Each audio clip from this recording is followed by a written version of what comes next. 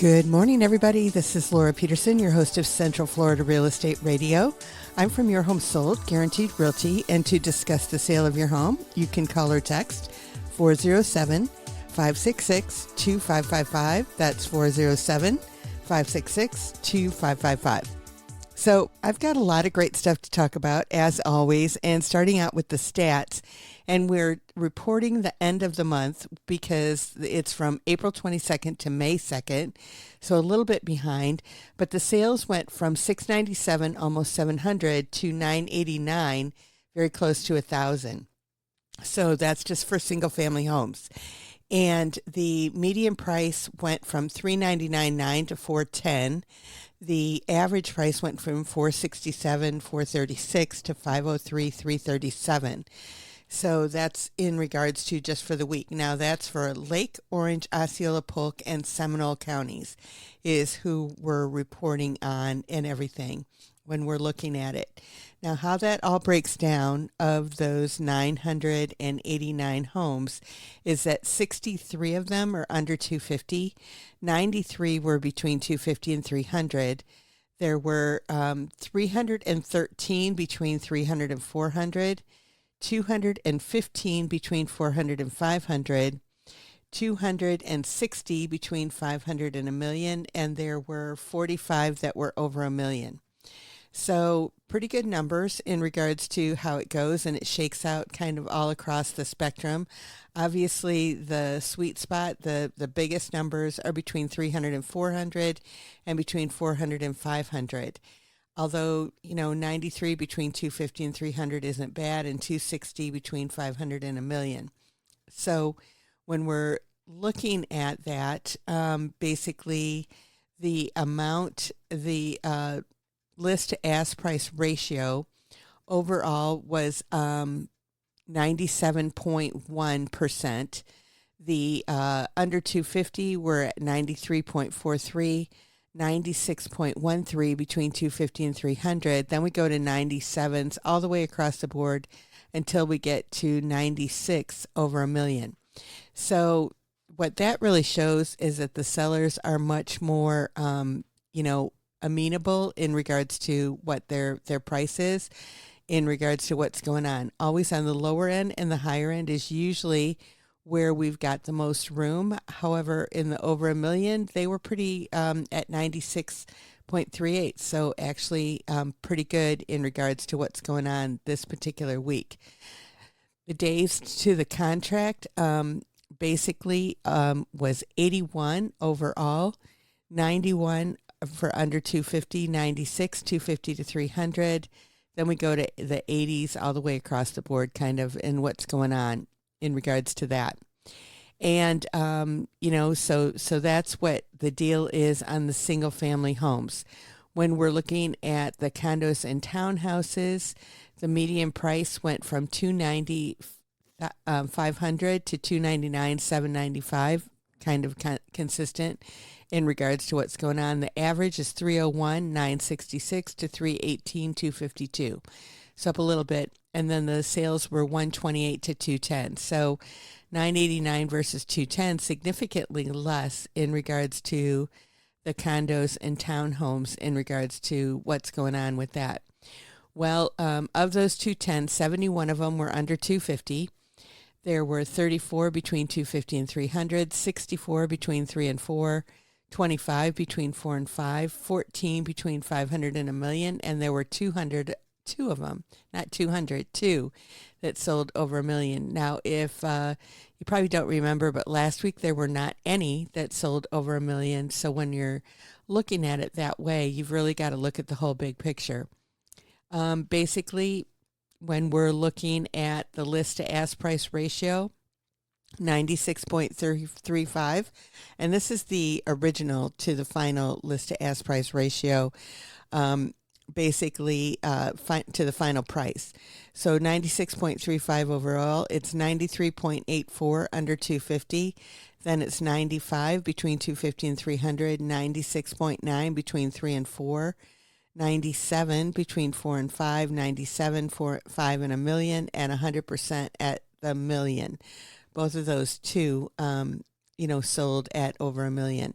So pretty interesting in regards to what's going on. The only thing that I want to draw your attention to and let you know basically is the single family long-term leases. The median price went from 2,400 to 2,350. The average price from 2,615 to 2,518, and there were 357 of them leased last week. Condos and townhouses, the median price is at 2,000, and the average price went from 2,073 to 2,061. And so basically, pretty similar in regards to what's going on with all of that. So basically, when it comes to the stats and why I do this and why I talk about them and everything, because, what we're really looking for is we're looking for trends. And what this week tells us is the same as what's been going on for quite some time in Central Florida, is that our stats are pretty similar, that we don't change very much in regards to what's going on. And, ever since the interest rates went up in 2021, I believe it was, maybe 2022. But at that point, basically what happened is that the number of properties that sold kind of cut in half in regards to what was going on there. And then we've stayed pretty consistent the whole time. So this week we might be up a little bit in regards to the average and median price. Next week we might be down a little bit. But it's all stayed pretty similar for the last almost 5 years now in regards to what's going on. So what has happened is that people that bought their house before 2021 or up through 2021, most of those people have quite a fair amount of inventory of equity in their property. If you bought it from 2021 on, the equity that you put in when you bought it is pretty similar to what you've got on it now. Now, there are some areas that have gone down a little bit, and there's some areas that have gone up a little bit. When you look at the year-over-year stats and you look at those 5 years, we've gone up maybe 3 or 4% or something, which usually is an annual increase in the amount. The thing that I look at is that the prices are not falling. And when you look at our market, that there's still about 23% of our market that's cash. And so when you're looking at that, that's a pretty healthy percentage. And so when a lot of times buyers will come in and they'll be like, well, I'm cash, so, I should get a better deal. And I'm like thinking and telling them that, we can always try and everything. I don't know that you're going to, because our cash is such a high percentage. If cash was only like 5% or 10%, you might be looking at a different situation. But because it's like 25 to 30, and at one point, during the big recession or whatever, I believe is what they're calling it, after the 2008 fall, 8, 9, 10, 11, basically, the prices were crazy low. And so then once they hit bottom, which in my opinion was mid 2010, they continued to kind of increase pretty steadily until 2020. And then after 2020, they kind of skyrocketed for a little while until 2021, and then they've stayed where they were at. So the pendulum usually goes too high. It doesn't always stick where it's at. But the thing that I have found is that I've found that the properties that are kind of on the outskirts, really far out there, so maybe the properties that are in Winter Haven, Haines City, if you're looking at that kind of got the Orlando overflow. If you're looking way up north, that's maybe in the DeLand, DeBerry, all of that kind of stuff way up there. That's actually probably in Volusia County. Basically in those kinds of things, and the same on the east and west side, is that basically some of those properties took a little bit of a pay cut, because those were the first properties that people said, hey, it's not going to be a big deal for me to travel that far. And then they started traveling that far, and they said, this really is a big deal. And so they wanted to move back, closer to their families, closer to the things that they were used to, and all of that kind of thing. And so the demand for those areas was not as strong as it is for the areas that are, in the core of the area, because those areas that were out there, the new builds and everything like that, they're the same size lots as they are here in the core. You're not getting like a big lot or anything like that necessarily out there in that area. So it definitely is a big difference in regards to people's thoughts, what they think, all of that kind of good stuff in regards to what they want to do with their house. And then the traffic, that's another story that we could talk about for quite some while, that it is getting some relief now, but here it is 5, 10, 15 years later from when it actually needed to get relief, that it takes a long time for those roads to be built. And so they're finally in process. So in order to get in touch with us, you can call or text 407-566-2555. You can find us online at centralfloridarealestateradio.com, and we'll see you after the break. Welcome back, everybody. This is Laura Petersen, your host of Central Florida Real Estate Radio. I'm from Your Home Sold, Guaranteed Realty, and to discuss the sale of your home, you can call or text 407-566-2555. That's 407-566-2555.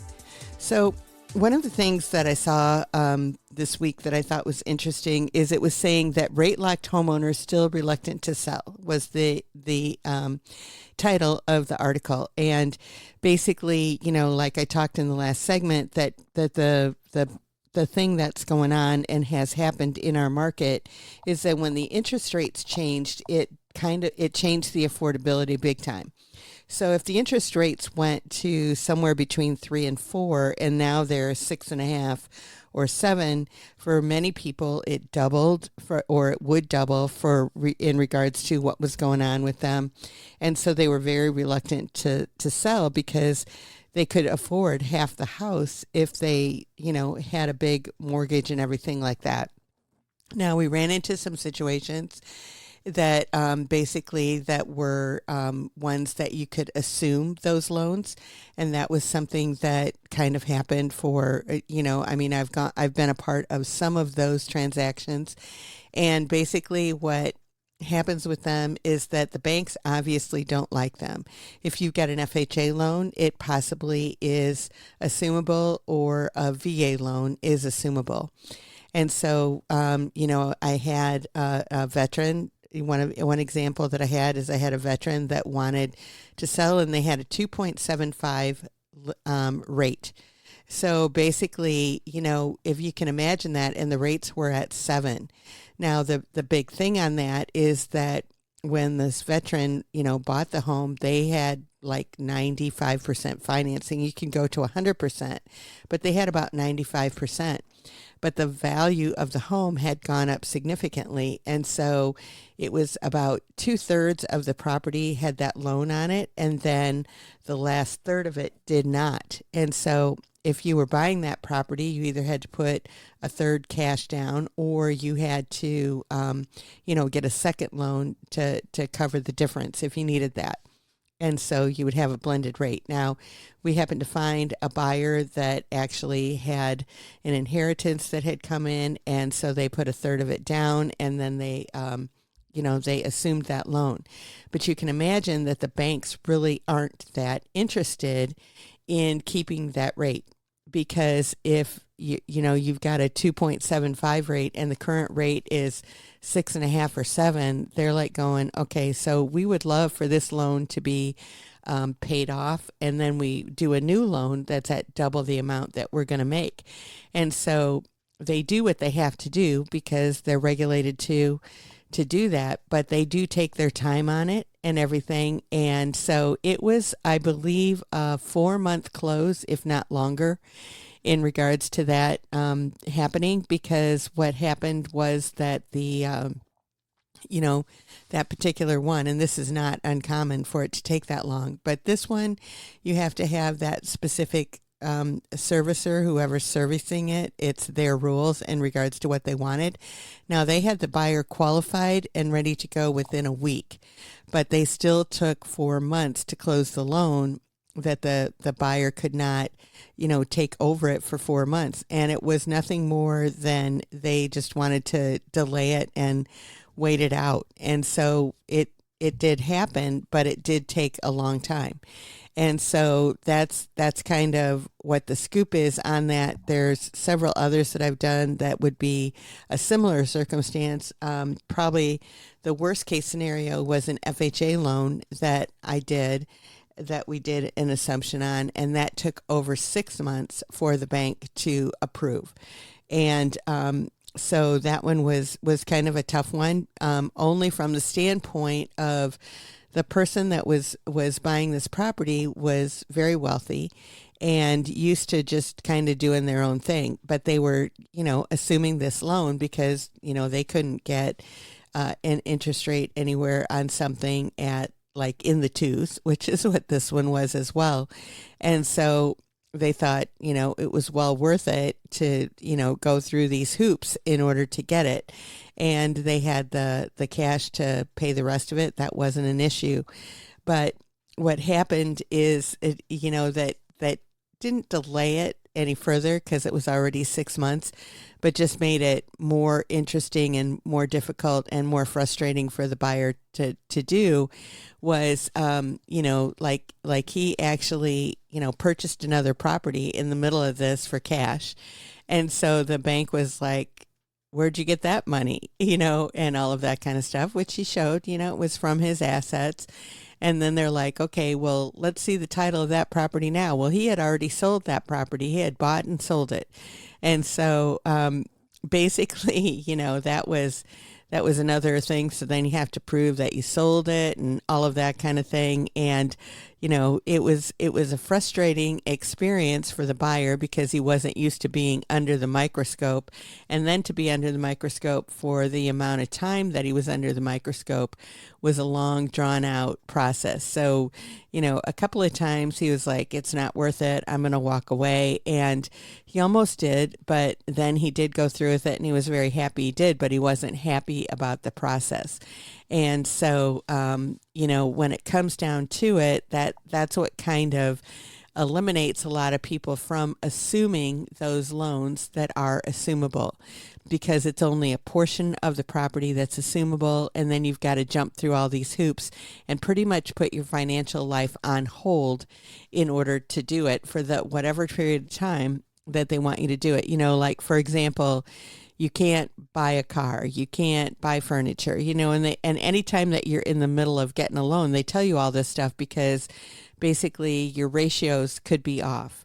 And, they've still got to go by those ratios in regards to what your total debt is and all of that kind of stuff. And this person that was of means, he had recently retired through the middle of this too. So his retirement income was different than his original income, but he was still well below the ratios. But, he went out there and bought, $60,000 car and all kinds like that, stuff like that just made it more difficult as you go along. So basically, if you're going to assume a loan, you need to know that it's going to take time. You've got to have money on the side, more than likely to make up the difference between what the value is now and what it was when they got that 2.75 loan. But basically, the bottom line is that it is very, very difficult for somebody who's got a 2.75 loan to look at now go into a 6.5% loan on a property. Now, if you've got that big gain and it's not necessarily going to be that much difference, then you might want to do that or want to look at it. But basically, the reason that most people move is a lifestyle change. So if you're in a home and it's not working for you, it's too big, it's too small, it's not in the right neighborhood, all of those things, when it comes down to it, sometime the price of it is going to be, okay, it doesn't matter that I've got this low loan. I'm going to go ahead and do something different. And basically, what we've talked about for years, I've talked about for years, in basically that the market really likes a 5% loan. And when we get to that 5% loan, then that definitely will make a difference in the amount of properties that are consistently going, and the affordability is going to be there. And when you look at the builders, a lot of times they're buying down to that rate, and that's exactly, what they're doing and how they're doing it. And so you've got to have that whole big, you look at that whole big picture in regards to what's going on. So that might be something that somebody out there might be going, hey, if I could get a 5% rate, I would do that. So there's a lot of options out there that any seller could offer you a 5% rate by buying down, the interest rate for you and everything. And it's a permanent buy down. And that's what the builders do in a lot of circumstances out there today. And so a regular homeowner can do that too, and that would entice more buyers potentially to be able to afford your home. So that's when it comes down to a real marketing ploy to make sure that is built in and known and everything like that, just like the builders do. And so that you've got to have somebody that knows what they're doing in order to make that happen, so that it ends up being a win-win situation for you. So in order to get in touch with us, you can call or text 407-566-2555. You can find us online at centralfloridarealestateradio.com, and we'll see you after the break. Welcome back, everybody. This is Laura Petersen, your host of Central Florida Real Estate Radio. I'm from Your Home Sold Guaranteed Realty, and to discuss the sale of your home, you can call or text 407-566-2555. That's 407-566-2555. So I saw this article that said high demand keeps short-term rentals strong. And our area of Central Florida has a huge amount of short-term rentals. And this article is actually talking about Florida's vacation rental market, but it's concentrating on like Palm Beach County and some different areas like that. And not really talking too much about the Orlando market. And there was a sale that I had this week that was actually a short-term rental property, and these people that were selling it were not making money on it. And it's kind of, what I have found in the short-term rental market is that who you have managing your property makes a huge difference in whether or not you're going to be successful. My biggest pet peeve is a lot of these new developments and all that kind of stuff when they come out and they give you these pro formas in regards to what you're going to make on it and how easy it's going to be and all of that kind of good stuff, having an Airbnb property. And then it comes down to it and it's not necessarily the fact in regards to what happens. And basically, I was talking to, to this owner that was actually, not making money actually on the property, and actually ended up, being a negative situation for him. Now, he did use it quite a bit for himself, and so that was the silver lining and everything for it. But, in the same particular development, this particular property manager that he had was getting a 5-bedroom, 5-bath with a pool in Story Lake, which is very close to, right there in Osceola Parkway, very close to like the Gaylord Palms is pretty close. So basically it's right there in the heart of the tourist district. Not bad traffic in this part of town and everything like that in order to get to Disney or something like that. Lots of restaurants nearby, tons of amenities in the community and all of that kind of stuff. But that particular property manager that they had was getting $100 per night. It was occupied all the time. So who wouldn't want a 5-bedroom, 5-bath with a pool property that, has a great living room and dining room and kitchen and all of that kind of good stuff for $100 a night? You're like going, yeah, I'm in. That sounds really good.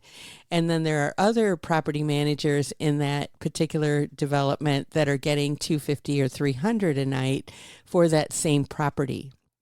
And so, in my opinion, who you have managing it really matters. And you need to have, and the thing is that it's kind of like property taxes. It's one of my pet peeves out there that when people are looking online, at a property, they're looking at the property taxes and saying, okay, what, what with the property taxes, all right, so that's what my property taxes are going to be. And I'm like, no, that is not necessarily true. And it probably is not true.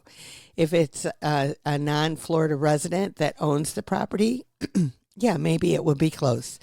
But if it's not, then it's not going to be. If somebody's homesteaded it and they're living there and they've lived there for a period of time and the market has increased during that time and everything, your property taxes are not going to be anywhere near what the current owner has. And so it's the same with this, with the, Airbnb type of thing. If it's a new development and the developer is saying, hey, here's your potential in what you could make, versus, a property manager that's like, hey, this is what we're doing, it makes a big difference. And so basically, what you have to have that in place. So I do know of some great property managers that are out there and that do get top dollar for their clients. The other thing that I have found, and it's probably not as much today because the property managers are on Airbnb and VRBO, but what, one of the property managers had told me is that, or one of the owners had told me, they said that, basically they get about 70 to 80% of their rentals from the property manager, and then they get another 10 to 20% on their own through Airbnb and VRBO, which is vacation rental by owner. And so that 10 to 20% was their profit margin and really made them extremely profitable in doing it. And so basically today, a lot of the property managers are doing it on VRBO and Airbnb. And so you've just got to make sure that, that they're getting the right amount that you're expecting.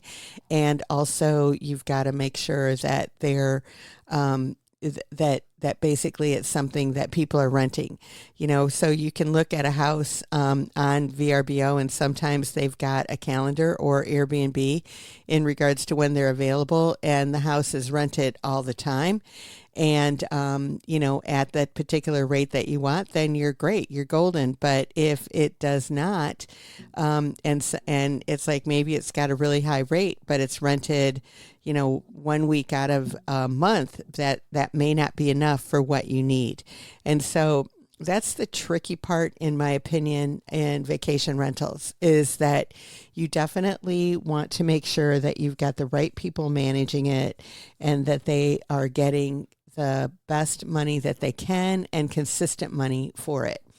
And it was interesting on this one that just closed this week, because the current property manager, at first when we had told them it was going to close, and so we needed to have no more rentals. Well, they put somebody else in there. And so I said, they need to be out of there by the time it closes. And they said, well, you can't kick anybody out. And I was thinking, yeah, you can. If there was a flood or something in that property or something was going on, you could. If it's a long-term renter, yes, they're protected. But if it's a short-term renter, then, they've got, just like if you were in a hotel and a hotel room had a problem with it, they would put you in another hotel. And it's the same thing with this, that they could put them in a different property, and they did. And that's where, I found out for sure that it was $100, because they told that the new owner that they would give them $100 a night for letting them stay there. And we said, and the new owner had planned on coming in there and actually renovating everything. And then in a week, they're going to have new people in it. But it's people that they've got that are paying a lot more money. And so what had happened on this particular property is that they did, they said that, and then the owner of that property manager, he said, well, I really want to keep these people as tenants, that they're going to use me for the next time. Well, what happened was that the property that the new buyer, during the time between the time that he went under contract and he closed, he actually came here for vacation and stayed in that property because he wanted to see how it was run and what happened. And they called the buyer, which I don't know how they got the number, but he did stay there for a week. And he told him, he said, you know, I stayed here for a week. The property wasn't clean to my specifications. It wasn't this, it wasn't that. There were a few things that were off in it, and I am not going to use you as a property manager. And so they realized that they needed to get that tenant out, and they did, and all of that kind of good stuff. But it proves my point, really, that, who you have as a property manager on these short-term rentals is critical. And I don't manage property, short-term rental property at all, but I do, have some people that I can recommend in regards to making sure that you're getting the most bang for the buck that you can. Your house has to stand out. It has to be something that people are looking, for, because there are a lot of choices in Central Florida. They do pay hotel tax just like any other hotel when it comes down to it, but on all of the sites, they've got all of those charges built in that the person who's going to use it is going to pay, because that would be the same way as it would be at a hotel. So it only makes sense for all of those things to happen. But basically, when it comes down to it, if you want to do it, you've got to be smart about it. And you've got to look at more than a pro forma. You've got to look at what they've done other places and how successful they're being and what communities work best, and all of those kinds of things are the things that I look at when I'm doing that particular, decision and trying to help somebody find that. I'm going to help you find that information. You're going to make that decision because you know what you're looking for and what you're trying to accomplish as an investor. But it's really important that you get the right property for what you're looking for in order to make things happen. So in order to get in touch with us, you can call or text 407-566-2555. You can find us online at centralfloridarealestateradio.com, and we'll see you after the break. Welcome back, everybody. This is Laura Petersen, your host of Central Florida Real Estate Radio. I'm from Your Home Sold, Guaranteed Realty, and to discuss the sale of your home, you can call or text 407-566-2555. That's 407-566-2555. So as I'm continuing here, I saw something that I thought was really interesting in regards to Florida and how much housing impacts our economy. And it's huge. When you look around and you see all of the building and all of that kind of stuff going on, that's a really big industry in Florida, obviously. When you look at the new apartment complexes that have come up in the last 4 or 5 years is astounding in regards to the number of everything that's in there. When you look around at the building that's going on in all of the areas, that's huge as well. In some parts, obviously, it's more the outskirts and that kind of stuff in regards to what's going on. But I believe that there's in the neighborhood, if I pull up the new home map kind of stuff that I've got access to, it's somewhere in the neighborhood of 250 plus new home communities that are going in our area.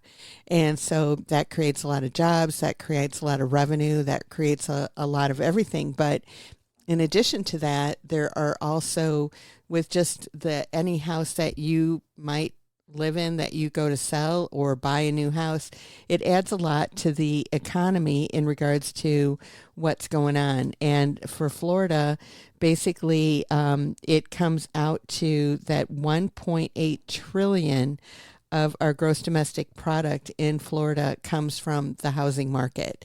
So that's huge. And so basically when you're looking at that anytime somebody buys or sells a home, it's $133,500 that is contributed to the economy, which is 2 jobs. So every time that you buy or sell a house, that's adding to jobs that are out there. Maybe it's because somebody remodeled, or, you're doing, when somebody's moving into a new house, they've got things that they're doing to get it to the way that they want it, whether it's paint or cosmetics or putting in a new air conditioner or a new roof, all of those things that they might do when they get a new property, or that you might do before you sell your old property, are adding to the economy. And so it's real estate is really important in regards to how all of that works. And Florida is kind of right, running the nation in regards to that. And you might think, and I know that I've had people tell me for years, they're like, well, there's so much building. Where are all these people coming from? And they're coming from all over. Basically when it comes down to it and you look at the numbers and everything, is that I have to look and see what it is now, but they were saying that on average it was 1,000 people a day net coming to Florida that were actually moving here. And so and a couple of years ago there was a study that said that they predict that number is going to go down a little bit, that it would be down to 700 people a day that are moving in, but that's what they expected it to be. So I just looked it up, and basically it's between 900 and 1,200 people move to Florida every day, according to recent data, making it one of the fastest growing states in the nation. And so the sustained influx, largely driven by domestic migration from other states, has made it the top destination for new residents. So from 2021 to 2022 showed an average of roughly 1,200 new residents daily. And so that brings about 300 to 400,000 new residents to the states annually. So when you look at the building and you go, where are all these people coming from? They're coming from all over to actually join us here in Florida. And as a result of that, then basically there needs to be room for them. And for years, I think it's since like 2005 when I first started hearing this. Well, and that's really when I got my real estate license, was in 2005. But since that point in time, everybody's always said there's a housing shortage. We don't have enough housing for all of the people that want it. And what happened actually between 2005 and 2000, probably 11 or 12, is that the amount of properties that were being built kept going down to next to nothing. And when 2006, 7, and 8, and 9 and 10, actually there were building projects that just the builders abandoned them. They went out of business, all of that kind of stuff. And so then there were the people that were able to come in there and, get the bargains on those kinds of deals potentially, and, start building again and everything. But we've never caught up. And with 900 to 1,200 people moving here daily, you can see that there is a need for all of this construction that's going on. And that's what it's going on. And obviously, I think Central Florida is a great place to be, and a lot of other people do as well. And so it's, really pretty interesting in regards to how all of this stuff, works and all of that kind of stuff.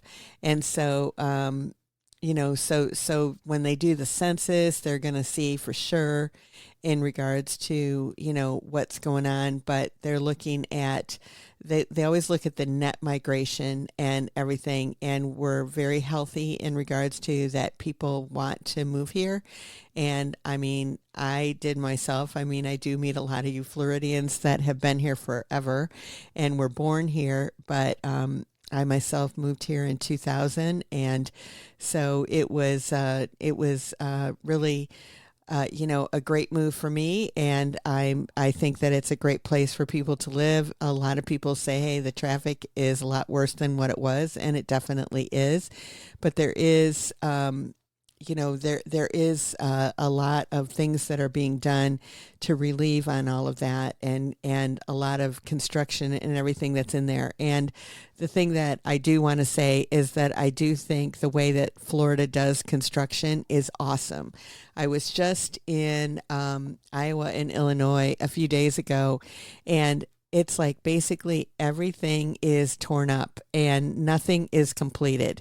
And that's what I was saying to the people that I was with. I'm like going, oh my gosh, it's like they don't they just tear everything up, but then they just leave it in that state. And there were some streets that have been torn up for over a year. And basically, there's no sight of anybody working on that throughout the day, night, anything at all in regards to what's happening. And they're just tearing up more things. And so basically, I was saying to everybody around me, hey, they need to come to Florida and see how they do roads, because it really is awesome in regards to how they get that done. And I want to say a big shout out to whoever did all that and managed that and figure out how to do it, because it doesn't disrupt us as much as it could. And I'm very thankful for that. But I'm out of time for today. So in order to get in touch with us, you can call or text 407-566-2555. You can find us online at centralfloridarealestateradio.com, and we'll see you next week. Have a great one, everybody. Bye-bye.